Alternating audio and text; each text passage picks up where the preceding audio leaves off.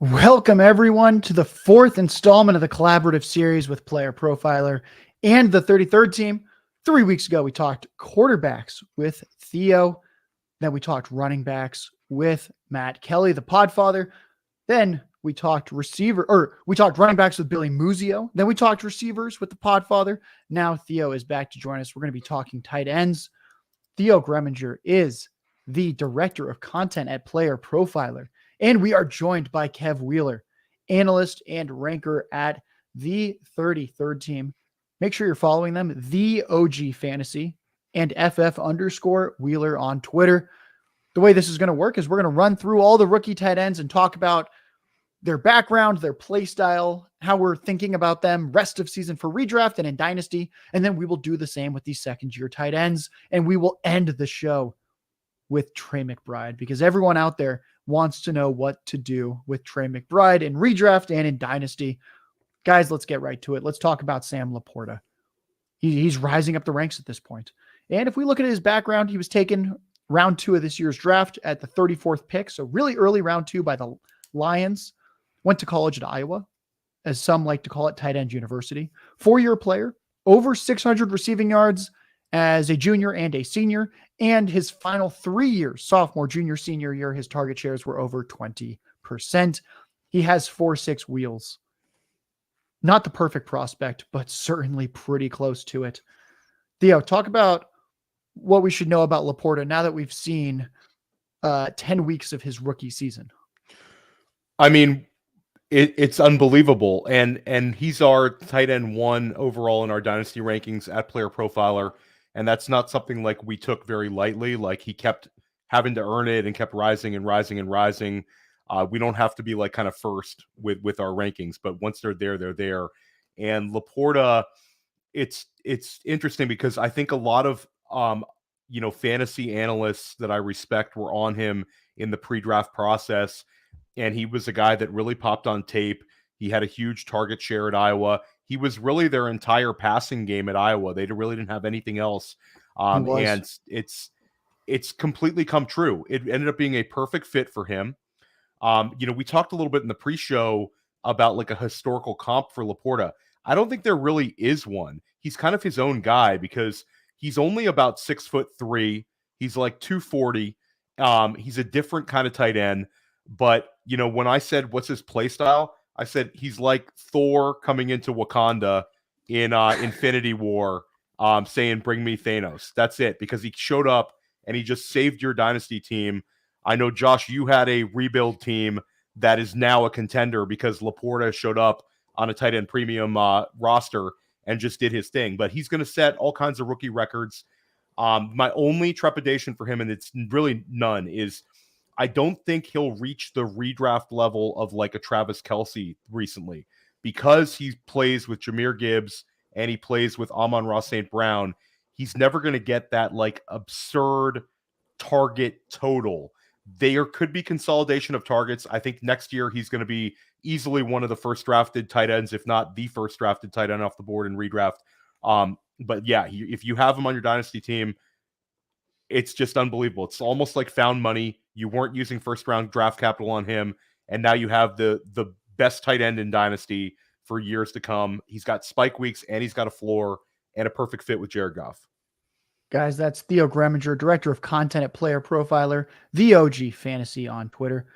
Wheeler, let's talk about how you've been ranking him throughout this season and any other notes you want to add with Laporta, because with rookie tight ends, we have to be really hesitant early on, but how many weeks in until you realize this is just an every week top 5 tight end?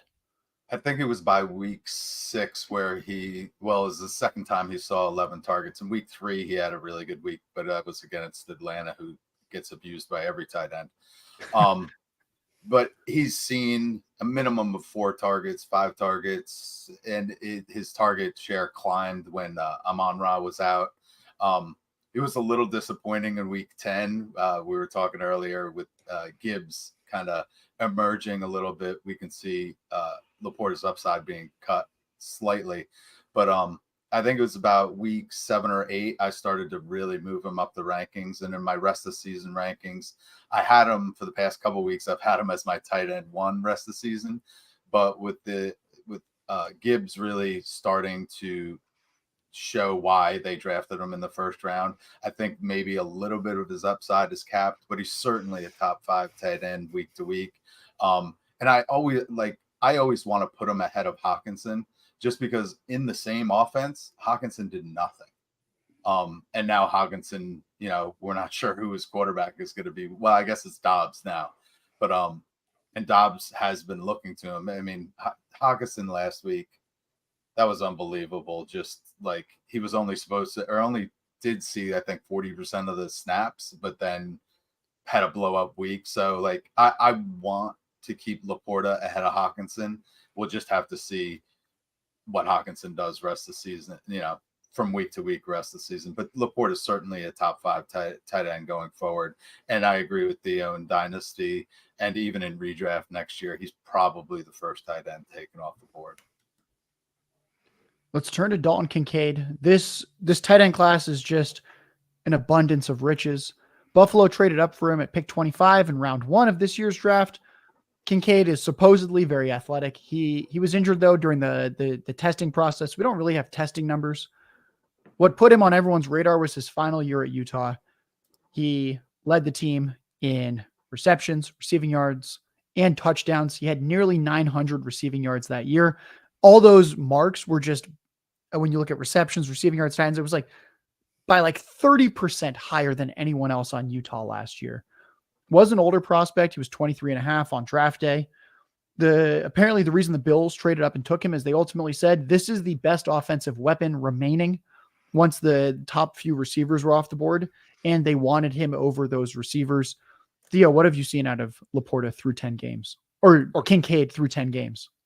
I mean, I love Kincaid. So Kincaid was my tight end 1 in the pre-draft process. I had him ahead of Mayer, ahead of Laporta. And it was a guy like we do like a my guys at Player Profiler, and he was one I like a flag planted before the draft. And once that landing spot happened, I was just head over heels. And we saw him rise up to like a very, very high level in redraft. And I think early on people were slightly disappointed, but he always was historically hitting like receiving numbers earlier this year. It was just kind of disappointing based on where people were drafting him, but he was still like exceeding expectations historically of where you'd want to see a young tight end. And now he's gotten the opportunity. It took a Dawson Knox injury for them to finally change the offense enough, but you kind of watch it and you're like, what were they waiting for? Because he's had 4 straight games with 15 or more PPR points. And then when we start looking at the way he plays the game, I think that there's a chance that he could be like peak Zach Ertz. The one thing that I don't think he's quite like in a vacuum, I'm taking Laporta over him. Laporta is younger. Laporta's more explosive athlete, I believe. But Kincaid has the target vacuum potential where you could see a perfect storm few seasons in his career with Stephon Diggs getting older and Stephon Diggs, continually kind of somewhat bumping heads with McDermott. And how long will this last with Diggs in Buffalo, where Kincaid could legitimately be a first read player for Josh Allen, the leading target getter for Josh Allen in a season. And you look back to like the peak Zach Ertz years where he had back-to-back seasons of 116 receptions and 88 receptions. Like, I think that's Dalton Kincaid. I think he's going to have a couple of 90 reception seasons in his career, which is really, really high praise for a tight end. So I think he's absolutely a top 5 tight end in Dynasty. You can make a case right now that the top 2 tight ends in Dynasty are Kincaid and Laporta. Of course, Kincaid, 24 years old, not 22 and a half like Laporta. But, I mean, I've seen enough. The guy's a stud. I think you can move him around an offense, and I think his game will get even better. And we have to remember, before he went to Utah, he was at San Diego. So he's just been rising and rising in terms of his level of football. And I think you're going to continue to see him, hitting new heights. Love Kincaid. Wheeler, do you share similar enthusiasm? And talk me through the redraft ranking process with how we've been systematically bumping Kincaid up the ranks. So yeah, I'm not quite as high as Theo on Kincaid.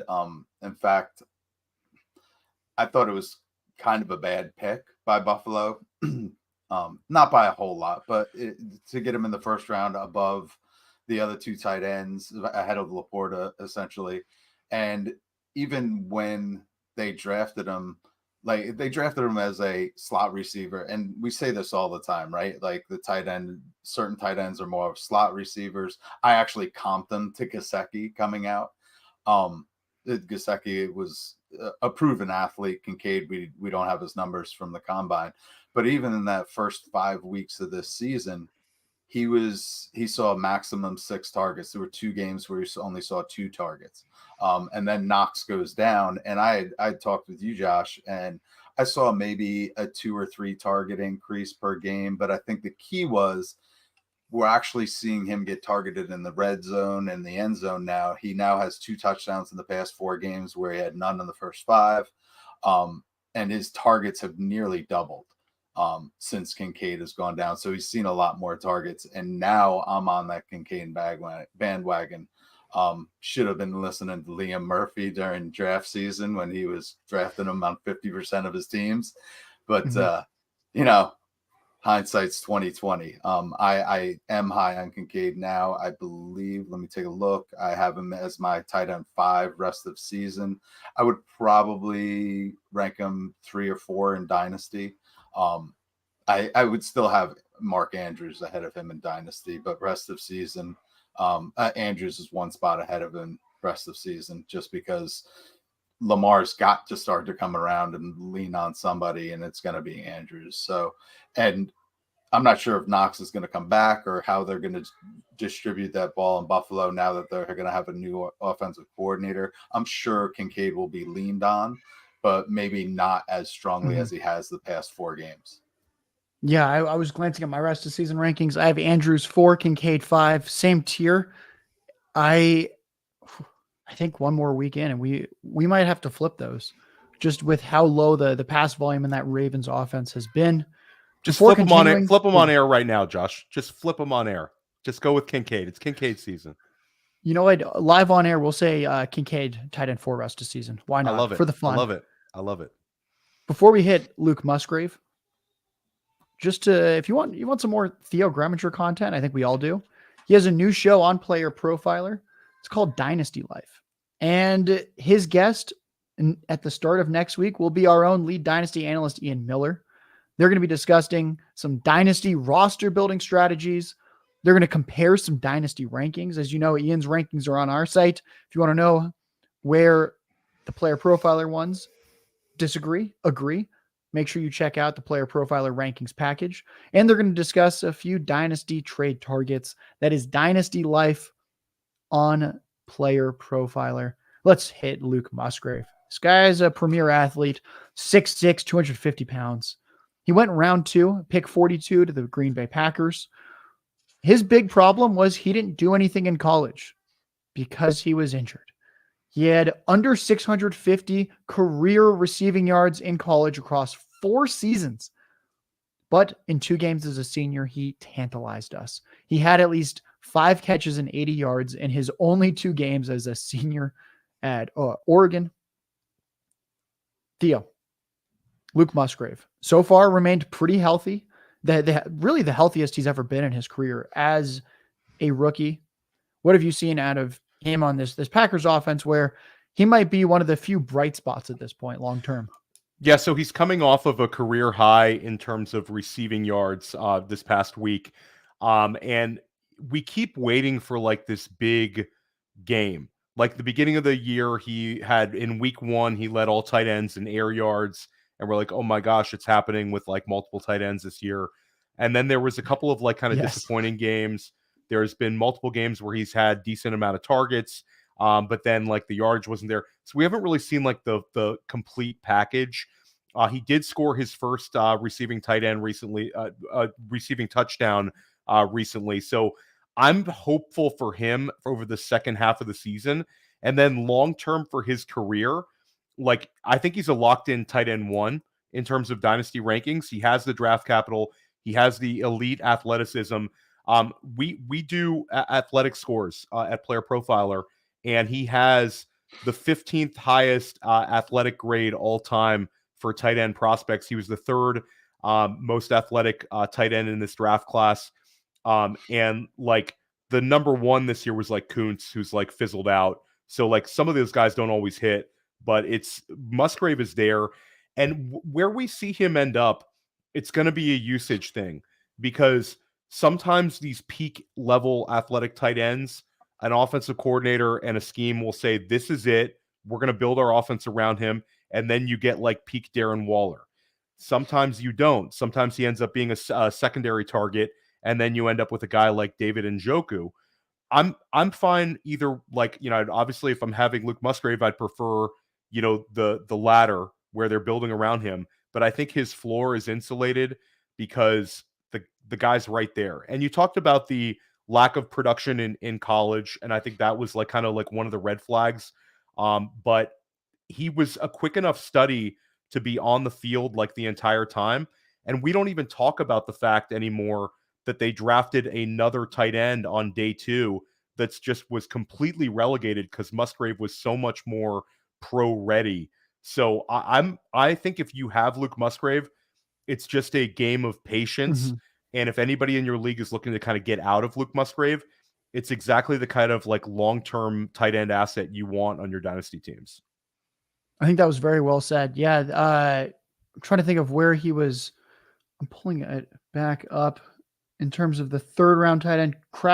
Tucker Kraft was out of South Dakota State. There it is. I was trying to remember. I was going to say he was like a very small school product. And I was like, kind of a weird thing to take a developmental tight end when my only concern with Musgrave was health. So I was thinking, Kraft does not look like a guy that could fill in should Musgrave get hurt again. So yeah, a little bit puzzling. Luke Musgrave clearly here to stay. Wheeler, what do you want to add here about Musgrave, who kind of looks like he's just sort of on like this matchup dependent streaming radar, at least for the rest of this year? Yeah, I would think he's the typical rookie with a lot of potential. We've seen a couple 7 and 8 target game where he put up good numbers, 6 receptions in each of those. Past 4 games, though, we see around 3 or 4, one game with 5 receptions. The last game, he had his highest total yardage, but he had a 32-yard catch and another 20-something yard catch. Yeah, that's great, and I think he has the potential. I don't have him very high rest of this season, but I think you're right, Theo. In Dynasty, he has that potential to be something in the future. I like the Njoku comp for him. And that the beginning of the season, I was a little bit hesitant because they had Christian Watson and the 2 young, talented receivers, and they also drafted the other tight end. So I didn't see much of Musgrave coming out of the gate, but he kind of showed us that he belongs. Yeah, he was Theo, you might remember this too. I think he was a preseason guy where Musgrave looked like he was in a crowded offense, and then wasn't he playing like 80-90% of those snaps with the first team offense? And it was like, oh, like maybe he actually is like kind of a real part of this offense, and that they'll go 3 receivers, Musgrave on the field, Jones or Dillon in the backfield. So far, we've seen a lot of that this year. Yeah, we've definitely seen a lot of that. It just hasn't worked out as well as we had hoped in terms of like the entire offense. But like, I think Wheeler, you bring up like an interesting to talk about like the other receivers around him on that offense. I think that's also like when we get to the offseason, like none of those guys has really hit. We're starting to see Jaden Reed coming on, and I really like Jaden Reed. But like I think Christian Watson's been somewhat of a disappointment in terms of taking that second-year leap, and Romeo Doubs is just not it for any sort of an alpha threat. So we'll see what happens this offseason. But I think we could get to a crossroads where Green Bay could draft one of these alpha type receivers. There's a number of them in this draft class. But if they pass on one of these wideouts and we get to this offseason with pretty much the same personnel, I think we're really, really starting to get a little bit excited about Musgrave. Yeah, the one thing I would say is Green Bay never drafts alpha wide receivers. Yes, Christian Watson's been a huge disappointment, but we couldn't have I don't think anybody saw that coming into the season. The one thing that does scare me about Doubs when it comes to Musgrave is Doubs is a really big wide receiver that they've been targeting in the end zone. That's kind of the only place where I see him really cutting into a Musgrave growth. Yeah, Packers, interesting team to monitor. Very young team. Jordan Love does not look like the long-term answer. This team's record is quite bad. They might be in the market for a quarterback next year. And now the fourth tight end, final one we'll talk about, or kind of the final one we'll talk about in this rookie class, surprisingly. Michael Mayer, the consensus tight end one for a very long time in this class. The resume is elite. 3-year player at Notre Dame, more than 800 receiving yards as a sophomore and a junior, taken round 2, pick 35 by the Las Vegas Raiders, third tight end off the board after Kincaid and then Laporta. You might be like, wow, that sounds like an incredible resume. Why did he go to number 3? Ultimately, Michael Mayer looks like he's very, very good everywhere, but he's not the best anywhere. I'd say he looks like he's 70th, 80th percentile in literally everything across the board. But as we've started to see with these NFL tight ends, you generally need an elite trait to truly break free. We didn't get that with Mayer. Theo, what have you seen out of him through these first 10 weeks? So he's a player that if you drafted him in a rookie draft, you're very disappointed because this is a guy that you were taking as the tight end 2 right behind Kincaid. And the Mayer ahead of Laporta decision for a lot of fantasy managers is one that will like haunt them for years to come in Dynasty. I think Mayer will be fine. And when I say fine, I think he's going to end up being in like that tight end dead zone where he'll get drafted as like somewhere most years in his career. And when we start talking about like year 2, year 3, year 4, he'll go somewhere between tight end 11 and tight end 18. He's going to fall right into that line. I think he compares to like a Hunter Henry, where he's a guy that's going to be a decent red zone threat. He's a solid player. We've seen him have a 5-catch, 75-yard performance. We saw him recently have another 5-target game. But again, he's historically, it's not bad. But when you compare him to the guys drafted right around him, I think that's where you could run into issues. But I mean, if you have Michael Mayer, like you missed on Laporta and potentially you missed on Musgrave, but at least you're going to have a guy that's going to be a relevant fantasy tight end. He's shown enough that he can do that. And I think over the second half of the season, you could see him having a few more weeks than like we saw this past week and a couple weeks back. This 5 targets was the most targets he's had since week 6. So I think this Antonio Pierce AOC offense is kind of doesn't really know what they are yet. So maybe we'll see some Mayer games, but it's a little disappointing that he can't completely dust Austin Hooper, who seems like he's on his like 50th team as a pro, and he can't just put him in the background. So I'm pretty neutral with Michael Mayer. Not as good as I thought he would be as a rookie, but I do not think he's going to be any sort of like a bust. I did see somebody said he looks like Wreck-It Ralph, and I thought that was not a great comp, especially when you consider he's around all these super hyper athlete rookies in the same draft class. But you're fine if you have Michael Mayer. Like, don't get all worried. You'll be okay. You just won't have this big of an impact as you put draft capital wise. Wheeler, what do you want to add here on Michael Mayer? It seems like we can't really stream him quite yet. The momentum was building like 4 weeks ago, and then I think the Jimmy Garoppolo to Aiden O'Connell switch, at least to me, seemed to kind of crush that momentum. Yeah, we saw him get 75 yards in week 6 against New England, but ever since then, he's been under 20 yards. So, yes, a fine is a perfect way to put him. He will probably be, next year and going forward, he'll probably be ranked in that tight end 10 to 14 range, or that, that range of, you can start him, but he's never going to win you a week. He's not going to lose it for you. He'll be consistent. He'll be solid. I liked your analogy before of Hunter Henry.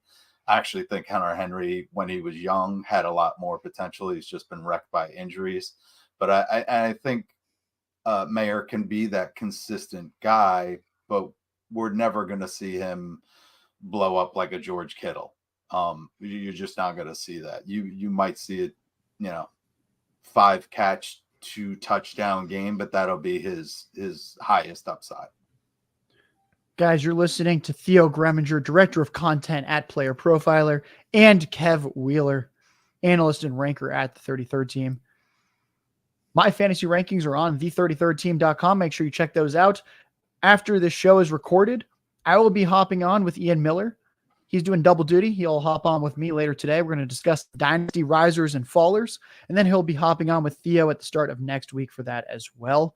And then after that show wraps up, I will be folding Kev Wheeler's rankings in with mine, and you'll get some nice aggregated averaged ranks for fantasy football, because as we all know, averaged ranks of people you trust are pretty much always going to beat one person's individual ranks.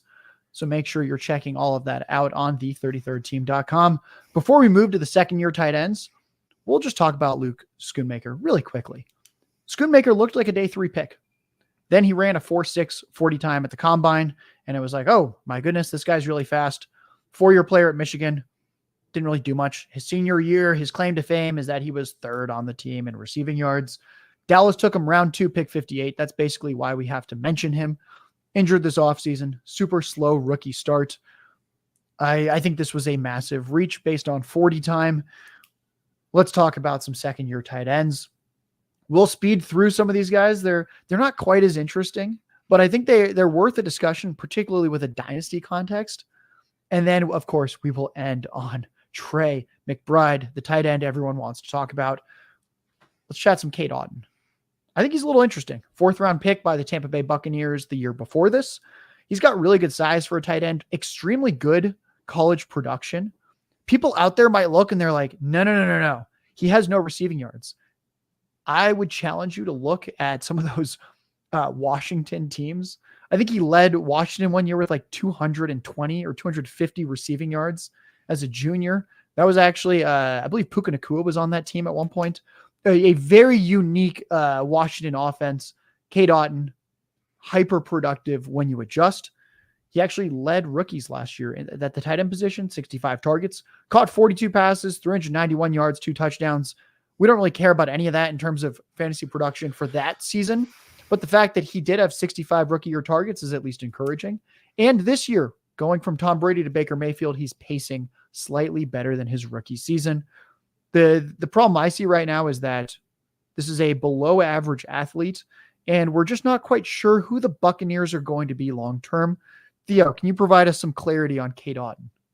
So I do a sleepers article and video every Friday at Player Profiler, and I had him before that Houston game. So I have like a warm place in my heart for Cade Otton right now. But like I described him for a while as kind of your break glass in case of emergency tight end that you could add in tight end premium if you needed a guy off the waiver wire to kind of get you through the week. Didn't really have a whole lot of value to you in non-tight end premium leagues, but he has seen fairly consistent target totals. He had 3 straight weeks where he had 6 or more targets.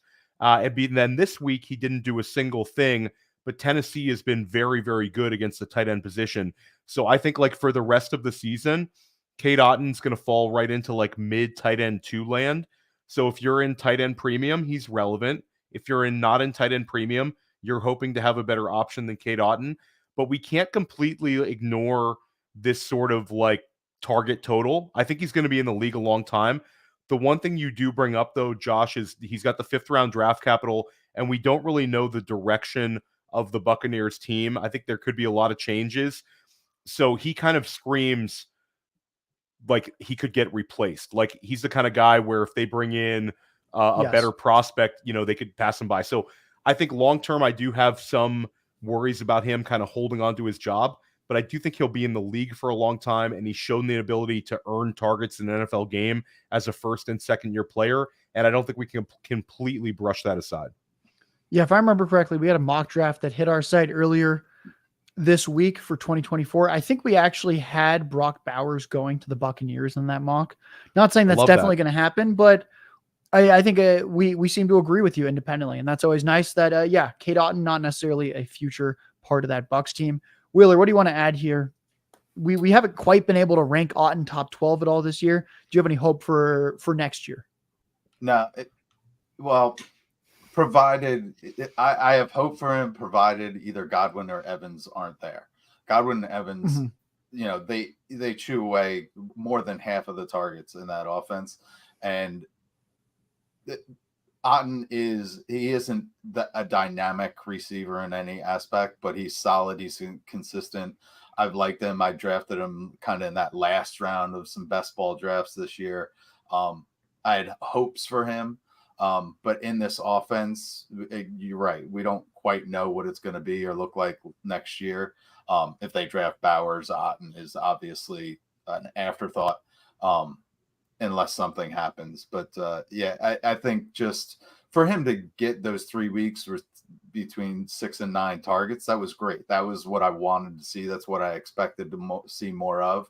And I think maybe not this coming week, but going forward towards the end of the season, we should see him get in that 6 target range, and which doesn't put him in the top 12 rest of the season, but it does put him in that mid tight end 2 range. Let's talk about Isaiah Likely. We probably would have spent more time on him heading into this year. This year's been disappointing. 4th round pick by the Ravens last year. Average size, pretty slow. His 40 times listed at 4.88 on Player Profiler. So productive at Coastal Carolina. 600 yards as a junior, 900 as a senior. It was really just the 40 time that tanked his stock since everything else looked pretty good. His rookie year, only Cade Otton had more targets. Isaiah Likely, even playing with Mark Andrews, still managed 60 targets last year. This year, 9 catches, 89 yards through 10 games. He even started in week 1 when Andrews was hurt, and he caught 1 pass for 4 yards. I am inclined to think Isaiah Likely is nothing. Theo, am I overreacting to a bad first 10 games? No, I don't think you're overreacting. It's been extremely disappointing, and I actually had hope that he was a guy you should be drafting, especially in best ball, because he has the contingent value of Andrews misses time. And then I galaxy brained myself into thinking, hey, Todd Monken used tight ends, used both of them at Georgia. We saw 2 tight ends, at least have some relevance with Washington and then Bowers dominating. And I said, Isaiah Likely is going to do it. Plus, we had the fact that Isaiah Likely, to me, was going to be like their number 4 wide receiver. Because you watch him, he's like a big, slow wide receiver. It hasn't been anything like that. He's been de-emphasized with a new offensive coordinator. I think we can move on from Isaiah Likely. And then week 1, I feel bad because I told everybody, go get him. You're starting him. He's a top 5 tight end for week 1. And people just killed me for that one. So you should have been a top 5 tight end for week 1, Isaiah Likely. You couldn't even get us that. So we're moving on from you, man. Sorry. Yeah, Wheeler, any other bad taste stuff? Yeah. What do you want to add? Let's pile on it Likely quickly, and then we'll move on to someone a little more interesting. I'm quite sure I had Likely ranked very high that week 1, so that wasn't you. That's not on you, Theo, for sure.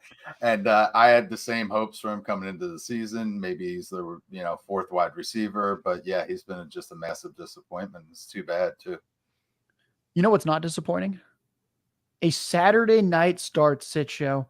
Sometimes you don't want to go out on a Saturday, and if you don't want to go out on a Saturday, well, you should be hanging out with Billy Muzio and Bradley Stalder. They host The Dominator on Saturday nights for Player Profiler. Throw your start sit questions in the chat before the show starts, and they're going to go through all of them. I am good friends with Muzio, good friends with Stalder. They do great work. I actually, my first intro to them was we debated Cam Akers and Darrell Henderson many years ago, and it turns out both of them stink. So that was always fun to have a massive debate and then find out that injuries and ineffectiveness withered those careers away. Their combination of analytics and film analysis is second to none. Make sure you're checking out The Dominator Saturday nights, 9 p.m. Eastern. Get your questions in the chat, crack a beer, and enjoy some time with them. Let's talk about Jelani Woods. He's 6'7", 250. Superb athlete. He was late to the tight end position. He was originally a college quarterback at Oklahoma State. Never had more than 130 receiving yards through 3 seasons. Then, as a senior, he transfers to Virginia, plays full-time tight end, and has 600 yards immediately. He actually flashed a little bit of promise late last year. He had a 9-target, 98-yard game against the Steelers. And then 4 of his next 5 games to close out last year with the Colts, he had at least 4 targets. So we at least saw something, but he has not played for the Colts this year. He's been dealing with a hamstring injury, among other things. Theo, should we still believe after what was a pretty promising rookie year for the 3rd round product taken by the Colts? I'm not really that optimistic about Jelani Woods. It feels like the Colts are just trying to get as many tight ends as possible and kind of see what fits, and none of them have really hit. Granson, Jelani Woods, Will Mallory. There's just been like a constant like kind of churn of tight ends with Indianapolis, and I don't know. Like I still have some Jelani Woods because I have IR spots. So if you have an IR spot, that's the only reason you're holding him. It's not because you have like this incredible thought that he's going to be this, fantastic prospect. I do think that if you want to really think about it, a second-year Anthony Richardson could be extremely efficient in the red zone, and it could create opportunities for a big tight end like Jelani Woods. So like we can kind of think that through, but he's going to have to survive an off season where they don't bring in a replacement level tight end. So yes, in theory, I'm still in on Jelani Woods because of the style of offense, not necessarily because of the player. Wheeler, are you in on Jelani Woods? We haven't seen him this year, but did we see just enough last year? He seems like one of those second contract tight ends to me. There have been tons of tight ends that you do nothing with their first team, and then they get a second contract with another team, and all of a sudden they are God's gift to the game. Jelani seems like that type to me. And it's mainly because of Indianapolis, right? Every year they pick up a new tight end that we have a glimmer of hope for. Jelani was one of those tight ends that I was drafted in the last round, him or Otten, was bouncing them back and forth, but the injury has held them back for sure. And I just think, that offense is so in flux, it's hard to tell.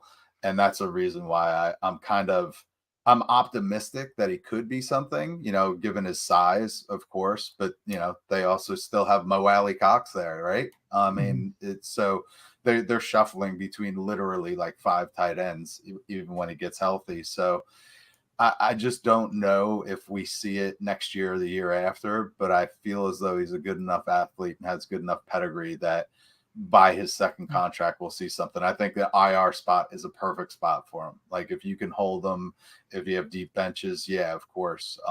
But if you're an FFPC, I don't even know if they have.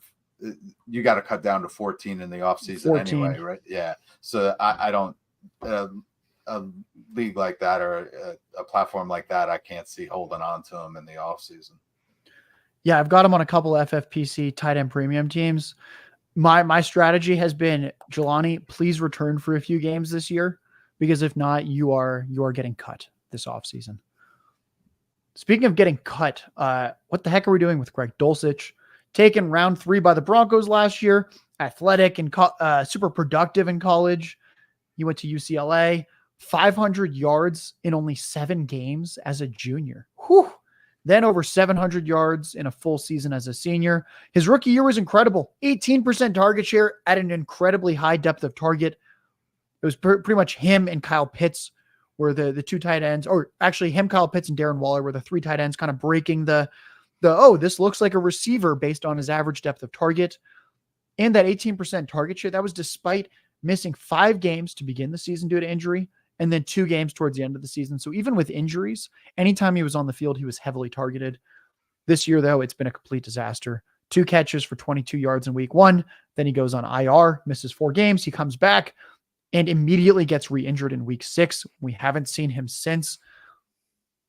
Theo, I don't think Sean Payton likes him very much. I'm not quite sure why. I don't know what's going on here. The rookie year was so promising. How should I be valuing him? Because we've basically had the highest of highs and the lowest of lows for a tight end prospect at this point. Yeah, the rookie year was so promising, and it was that London game where he had this incredible production, and it was an island game where every single person's watching, and he had a bunch of like ripping off huge plays, got tackled like just short of the goal line on like a 50-yard reception, and it was like this guy's going to do something. And then we had that window this summer where they talked about him being the Joker. And Sean Payton goes and clarifies that the Joker was also Darren Sproles and Alvin Kamara.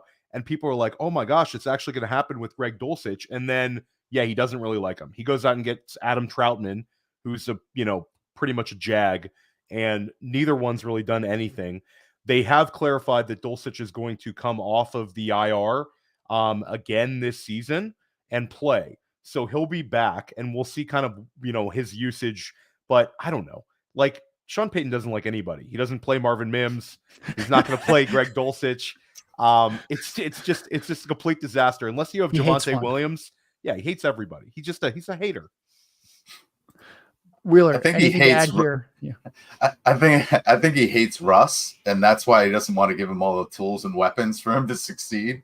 But yeah, Dulcich is one of those guys that I was kind of talked into and had high hopes for after his rookie season. But he's another one that, as long as he's on the Broncos and Peyton's his coach, he might be one of those second contract tight ends too. You got to give him the opportunity. You got to give him the snaps in order for him to earn those targets. And I'm sure Russ likes the tight end, so I don't see the disconnect here, other than the injury, but and Peyton. That's the only thing that makes sense to me. Troutman's a blocking tight end, so that's why I wasn't surprised to see Peyton bring him over. And that, to me, just signaled, okay, Dulcich is going to be used as that slot tight end. We're perfect. This is exactly how we want him. Didn't happen. Hopefully next year, but and if he falls in drafts, I'll certainly be scooping him up. If he falls to like the 14th, 15th round or something in a standard, or even like 12th or 13th in FFPC, but like, I'm not going to take any high risks on him going into next season, unless of course he comes back for 2 or 3 games and sees 8 targets each game, which is distinctly possible. But he's a real wild card. Yeah, we'll need a late season surge from Mr. Greg Dulcich. Folks, we're talking rookie and second-year tight ends with Theo Gremminger, Director of Content at Player Profiler, and Kev Wheeler, Analyst and Ranker at the 33rd Team. I would recommend everyone out there check out the33rdteam.com, because we just redesigned our site. It's sleeker, it's faster. That launched today.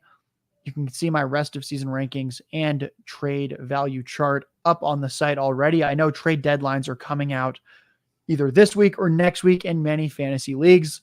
It's time to sneak in some trades. And I think everyone out there might be wanting to trade for some Trey McBride. Folks, we made it. We made it. It's time to talk some Trey McBride. Our Lord and Savior. He was taken round 2, pick 55 by the Cardinals last year. Mackey Award winner in college for being the best college tight end.